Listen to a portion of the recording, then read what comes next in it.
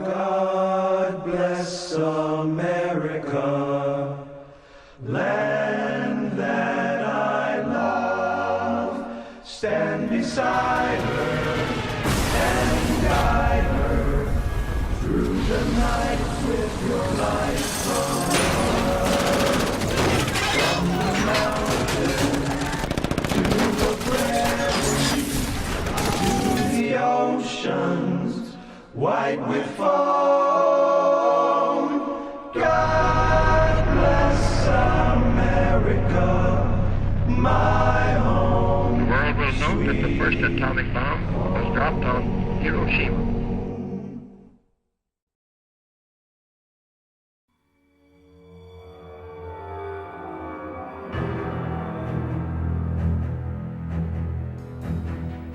(2차) 대전에서 승리한 미국. 이제 미국의 최대 적은 소련이었다. 소련은 주변 국가들에게 군사 원조와 경제 원조를 해주며 세력을 넓혀나갔다.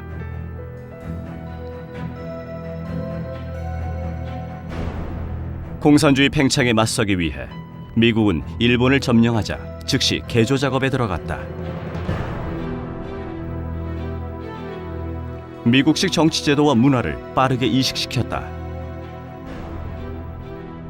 이와 동시에 미국은 유럽과 아시아의 부흥을 위해 서독과 일본을 세계의 공장으로 만들겠다, 이렇게 선언하고는 일본에 전폭적인 원조를 해주었다.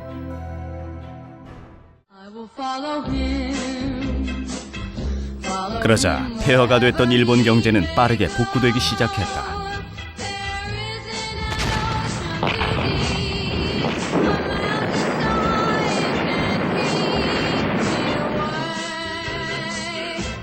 특히 한국전쟁이 발발하자 일본은 전쟁 물자를 공급하면서 엄청난 고속 성장까지 이루었다.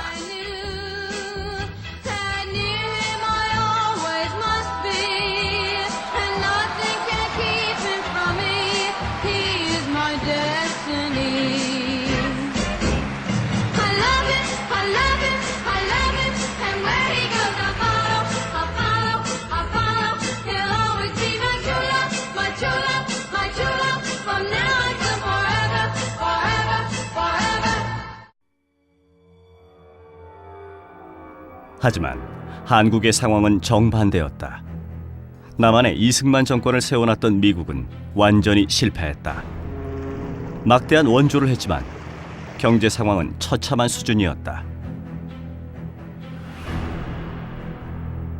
게다가 이승만과 친일파 세력의 부정부패가 극에 달했다.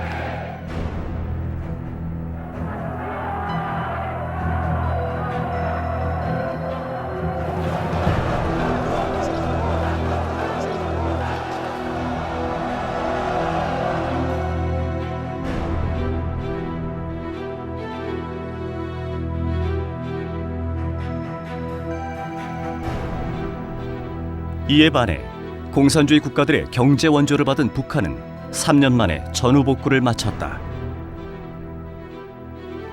그리고 천리마 운동이라는 경제개발 5개년 계획을 통해서 급속한 경제 성장을 이루어냈다.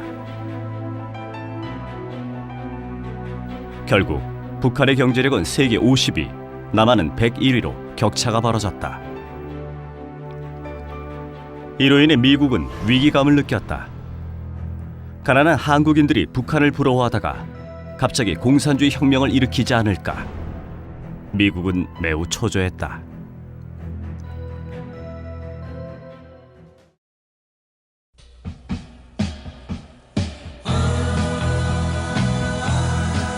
그때 한 남자가 나타났다.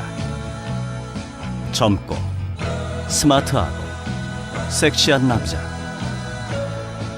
존 F 케네디. 그는 미국의 대외 정책을 근본적으로 바꾸려고 했다.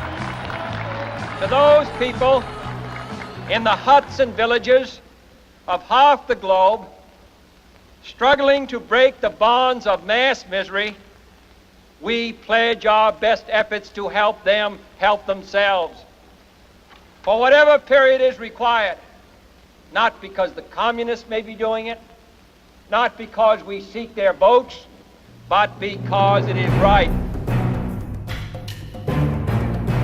친미국가 개발 전략. 이것은 공산주의를 막기 위한 케네디 정부의 새로운 전략이었다. 유능한 케네디의 전략가들, 그들은 공산주의 국가가 계속 늘어나는 원인을 철저하게 분석했다. 그 결과 공산주의 혁명은 가난한 국가들에서 발생한다는 공통점을 발견했다. 따라서 공산주의라는 전염병을 막으려면 반드시 가난한 국가들의 경제를 발전시켜야 한다. 이것이 친미국가 개발 전략의 핵심이었다. 이때 한국에 관한 긴급 보고서가 케네디에게 올라왔다.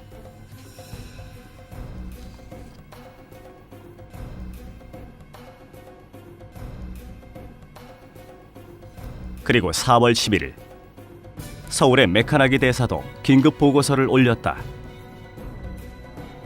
4.19 혁명 이후 남한에서 민족주의 감정이 일어나고 있다. 따라서 미국이 개입했다는 비난을 듣지 않으면서 남한의 경제를 발전시켜야 한다.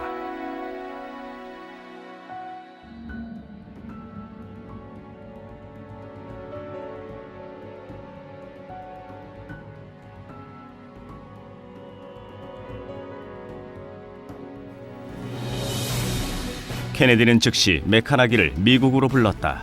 그리고 중대한 임무를 맡겼다.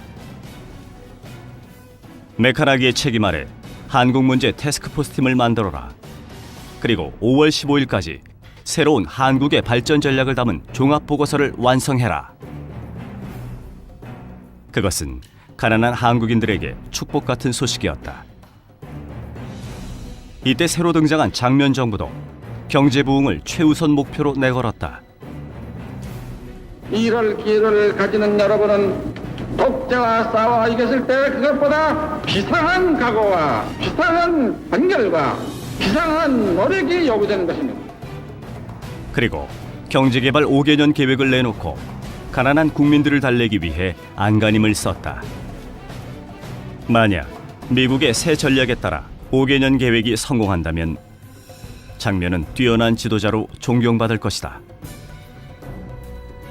그러나 행운의 여신은 장면의 손을 잡아주지 않았다.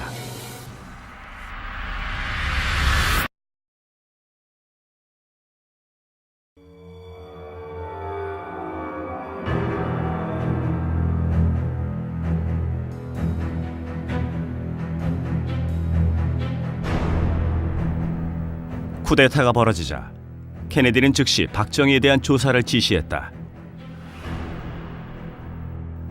그러자 다음 날부터 기밀 보고서가 올라왔다. 제일 먼저 케네디가 알게 된 정보는 박정희가 일제 때 한국 민족을 배신했던 친일파라는 것이다.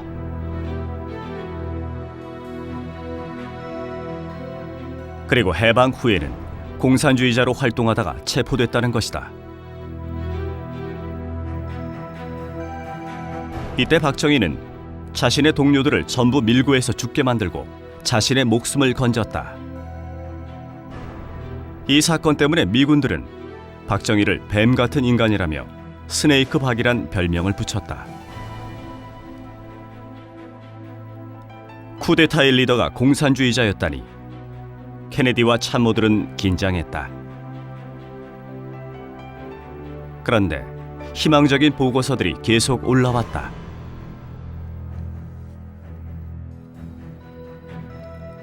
이런 보고서들을 보자 케네디는 여유를 되찾았다. 그는 쿠데타 때문에 연기했던 한국 문제를 논의하는 회의를 다시 열기로 결정했다.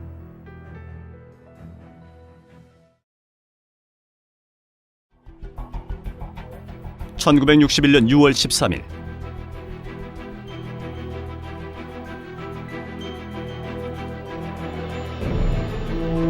바로 이날 한국의 운명을 바꾸는 논의가 이루어졌다. 한국 문제 태스크포스 팀이 작성한 종합 보고서. 국가기밀로 분류된 그 보고서는 미국이 한국을 발전시켜야 하는 이유로 3가지를 제시했다. 첫째, 북한 공산주의와의 대결에서 이겨야 한다.